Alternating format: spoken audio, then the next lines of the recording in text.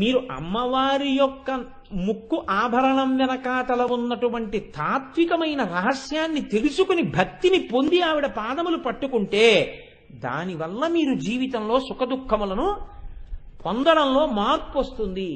ఎప్పుడూ సుఖాలను అనుభవించమని కాదు, ఆ సుఖముల పట్ల వైరాగ్యము కూడా కలుగుతుంది.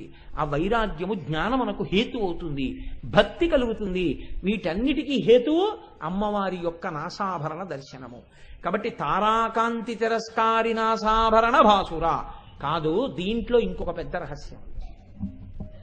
అంటే ఒక్క నామం చెప్తే వసిన్యాది దేవతలు ఎన్ని దాచారనుకుంటున్నారు? చాలా విషయాలు దాచారు. అందులో చూడండి గమ్మత్తు, మనకి 27 నక్షత్రాలు ఉన్నాయి. మీరు ఏ పని చెయ్యండి మనం ఏమంటాం? లోకా సమస్త సుఖినో భవంతి, ఓం శాంతి శాంతి శాంతి అంటాం. చిట్ట చివరి ప్రయోజనమేమి అంటే అందరూ శాంతిగా ఉండుట, అందరూ ప్రశాంతముగా ఉండుట. అదే ఎవరు ఏ పని చేసినా దాని ప్రయోజనం అదే. ఏమండి నేను కోరుకునేది ఏముంది? ఇంట్లో అందరూ ప్రశాంతంగా ఉంటే చాలండి, అందుకే ఉండడం కూడా ప్రశాంతి ప్యారడైజ్లో ఉంటున్నానండి అంటాం కదా. అందుకని ఆ శాంతిని కోరుకుంటుంటాం. ఆ శాంతిని కోరుకోవడం మనిషికి ఉండేటటువంటి లక్షణం. ఇటువంటి స్థితి మీకు దేని వల్ల కదిలిపోతుంది? మీరు చూడండి, ఇంట్లో ఓ పిల్లాడు పుట్టాడు అనుకోండి, మనం గబగబా వెళ్ళి ఏం చేస్తామంటే, ఏమంటే బలానా అప్పుడు పుట్టాడు, బలానా నక్షత్రంలో పుట్టాడు, పర్వాలేదా అంటాం. ఆయన కళ్ళజోడు పెట్టుకుని ఇలా చూసి శాంతి చేసుకోండి అంటే, శాంతి చేసుకోవడం ఏంటి? కోరి ప్రార్థిస్తున్నాం అన్నట్టు. అదేంటి శాంతి చేసుకోవడం? కోరనన్నా కోరు, ప్రార్థించనన్నా ప్రార్థించు. కోరడము ప్రార్థించడం ఏమిటి? రెండు. I could not able to అంటారు. I could not able to ఏంటి? కుడ్ అన్నాను, ఏబుల్ అన్నాను. Both the words indicate your ability. Can I go అంటే నేను వెళ్ళగలనా అని. లోపలికి వచ్చే ముందు కెన్ ఐ కమ్ అనకూడదు. కెన్ ఐ కమ్ అంటే whether you can come or not is to be decided by you. How can I know it? నువ్వు రాగలవో రాలేవో నీ శక్తి నాకేం తెలుసు. మే ఐ కమ్ అంటే నేను రావచ్చా అని అనుమతి అడిగినట్టు. కెన్ ఐ కమ్ అంటే నేనేం చెప్తాను దానికి? కెన్ ఐ కమ్ అనకూడదు. నా పూర్వం ఒక ఆయన లీవ్ లెటర్ రాశాడు. నేను విశాఖపట్నంలో పనిచేశాడు. ఇప్పుడు as I'm suffering from fever you may be granted 2 days leave అని రాశాడు. అంటే ఆయన ఉద్దేశం ఏంటంటే as I'm suffering from fever you may kindly grant me 2 days leave అని రాద్దామని. కానీ దాన్ని ఏమని రాశాడంటే you may be granted 2 days. నాకు జ్వరంగా ఉంది కాబట్టి నీకు 2 రోజుల సెలవు కటాక్షింపబడుగాక. రాయడంలో ఏమైపోతుందంటే దాని ఎందుకు సరి అయినటువంటి అర్థం తెలియకపోతే ఆ వాక్యాల కూర్పు అలా వస్తుంది. దానికి అర్థం తెలియదు, ఏదో ఇంగ్లీషు రాసేసాం. అందుకని I could not able to అంటాడు. I could not able to ఏంటి? ఐఎమ్ నాట్ ఏబుల్ టు అని అయినాను, లేకపోతే I could not do it అని అన్నాను. రెండింటిలో ఏదో ఒకటాను అంతే. కుడ్ నాట్ ఏబుల్ రెండూ కలిపి ప్రయోగించక్కర్లేదు, కోరి ప్రార్థించక్కర్లేదు. కోరనన్నా కోరు, ప్రార్థనన్నా చేయి, రెండులో ఏదో ఒకటి చేయి చాలు. కోరి ప్రార్థిస్తే అవతల వాడు ఇబ్బంది పడతాడు. అదే 2 అడిగితే ఏం చేయాలి? ఇప్పుడు నేను ఏ స్థాయిలో ఉండాలని ఉద్దేశం అని కొంచెం కంగారు పడుతుంది.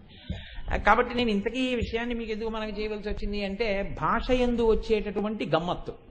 మనకి పిల్లవాడు పుట్టగానే ఎవరి దగ్గరికన్నా పెడితే శాంతి చేసుకోండి అంటారు. శాంతి చేసుకోవడం ఏంటి? అది అప్పాలా గారులా చేసుకోవడానికి? శాంతి చేసుకోవడం ఏమిటండి?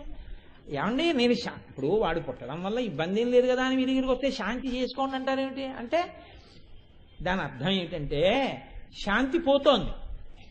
ఇప్పుడు వాడు పుట్టకూడని నక్షత్రంలో పుట్టాడు కాబట్టి ఆ పాదంలో పుట్టడం వల్ల ఎవరినో కొంచెం ఇబ్బంది పెట్టబోతున్నాడు, నీకు అశాంతి వస్తుంది. కొడుకు పుట్టాడన్న సంతోషంతో పాటు ఆ అశాంతి కూడా వస్తుంది. అశాంతి ఒక్కటి పోవాలంటే కొడుకు ఉండాలి, అశాంతి పోవాలి. అశాంతినిచ్చిన వాడెవరో వాడికి ఒక హోమం చేయి. చిత్తా నక్షత్రంలో కొడుకు పుట్టాడు అనుకోండి, చిత్తా నక్షత్రంలో కొడుకు పుడితే ఈ ఇబ్బంది వచ్చిందని అన్నారనుకోండి, అప్పుడు చిత్తా నక్షత్రానికి అధిదేవత ఎవరు చూసుకోవాలి. త్వష్ట చూసుకున్నారనుకోండి, అప్పుడు ఏం చేస్తారు మీరు? చిత్తా నక్షత్రే ద్వితీయ చరణే పుత్ర జననేన సంజనిత సమస్త దుష్ట ఫలిత నివారణార్థం శాంతి సిద్ధ్యర్థం త్వష్ట హోమం కరిష్యే అని నీళ్లు ముట్టుకుని త్వష్టకి హోమం చేయాలి. ఇప్పుడు ఆ త్వష్ట ప్రీతి పొందుతాడు మీరు ఇచ్చిన హవిస్సులకి. అయ్యో పాపం భక్తుడు పోన్లేవాయ్ ఇబ్బంది పెట్టనంటాడు అని వెళ్ళిపోతాడు. శాంతిగా ఉండిపోయింది. ఇది శాంతి చేసుకోవడం అంటే. అందుకని వాంతి చేసుకోవడంలో ఉండదు శాంతి చేసుకోవడం అంటే. కాబట్టి శాంతి ముఖ్య సాధనం. ఇందులో మీరు చూడండి, సమస్త జగత్తు యొక్క శాంతి ఎక్కడ నిర్ణయింపబడుతోంది అంటే 27 నక్షత్రముల యందే నిర్ణయింపబడుతోంది. పోనీ 27 నక్షత్రాల్లోనూ మళ్ళీ గమ్మత్తు ఏమిటో తెలుసా అండి? ఒక్కొక్క నక్షత్రానికి 4 పాదాలుంటాయి. 27 నాలుగులు 108 పాదాలు.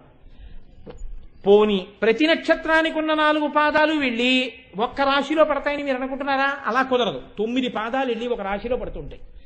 ఇప్పుడు ఒక నక్షత్రానికి ఉన్న 4 పాదాలు, ఇంకో నక్షత్రానికి ఉన్న 4 పాదాలు, ఇంకో నక్షత్రానికి ఉన్న 1 పాదం అనుకోండి. అందాక 9 పాదాలు ఓ రాశిలోకి వెళ్ళిపోతుంటాయి.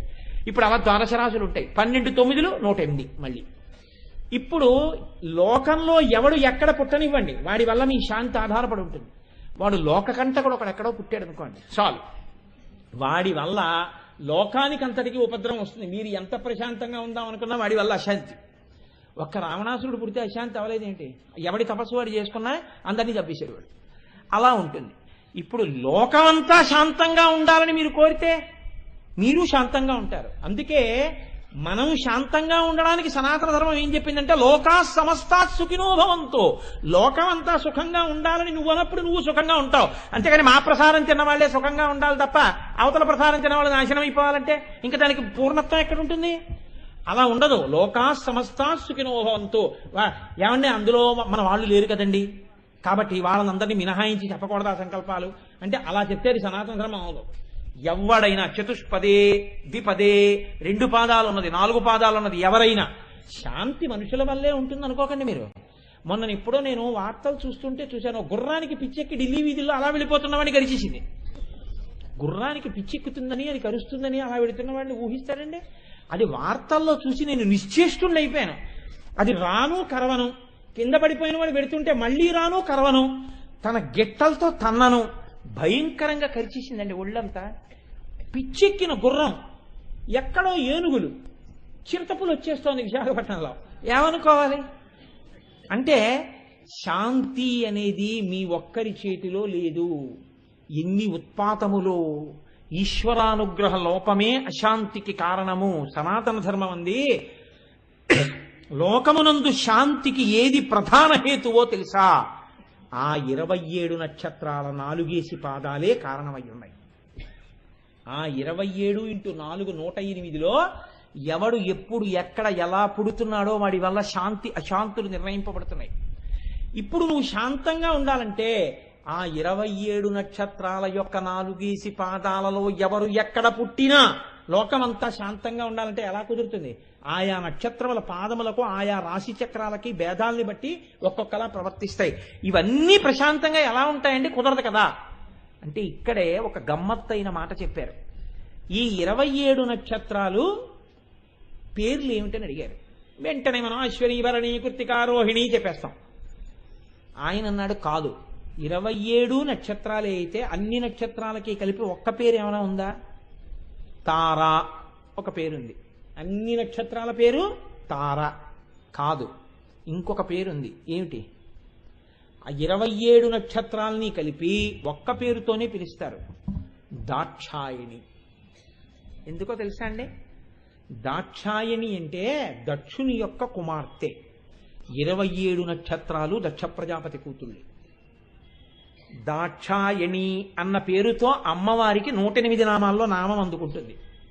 108 నామాలతో పూజ ఎందుకు చేస్తామంటే 27 × 4 108 పాదాల్లో పుట్టిన లోకమంతా శాంతంగా ఉండాలని.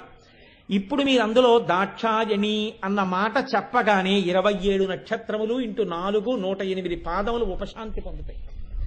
ఇప్పుడు చెప్పండి, తారా అన్న పేరుతో కూడా 27 నక్షత్రముల రూపంలో దాక్షాయణీ దేవి ఉపశాంతి పొందుతోంది. అందుకని తారాకాంతి తిరస్కారి అంటే 27 నక్షత్రములు వాటి 4 పాదముల చేత లోకములో రకరకములుగా నడిపించి శాంతి అశాంతులను ఏర్పరచగలిగినటువంటి గ్రహముల యొక్క ఫలితములు ఇయ్యగలిగినటువంటి శక్తిని దాక్షాయణి అన్న ఒక్క నామంతో ప్రసన్నురాలై ఆమె 27 నక్షత్రములను 27 నక్షత్రముల 4 పాదములను 108 పాదములను 12 రాసులను నీ పట్ల ప్రసన్నమయ్యేటట్టు చెయ్యగలిగిన సమస్త శక్తి అమ్మవారి యొక్క నాసాభరణముగా ప్రకాశించి నీకు కనబడితే అదే తారాకాంతి తిరస్కారి నాసాభరణ భాసురా. ఇంతకన్నా నీకేమిటి కావలసింది? ఇది చెప్పడం, నీకు చాలా తేలిక ఉపాయాన్ని ఇవ్వడం, భావనామాత్ర సంతుష్టాయై నమః అమ్మా ఇదమ్మా నీ శక్తి అని నువ్వు భావన చేసినంత మాత్రం చేత తృప్తి పొంది నీ పట్ల అమ్మవారు ప్రసన్నురాలు కావడానికి మార్గమే తారాకాంతి తిరస్కారినాసాభరణ భాసురా.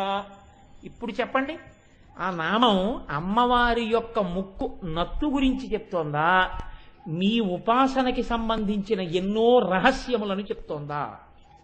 ఎన్నో రహస్యములను చెప్పుచున్నది.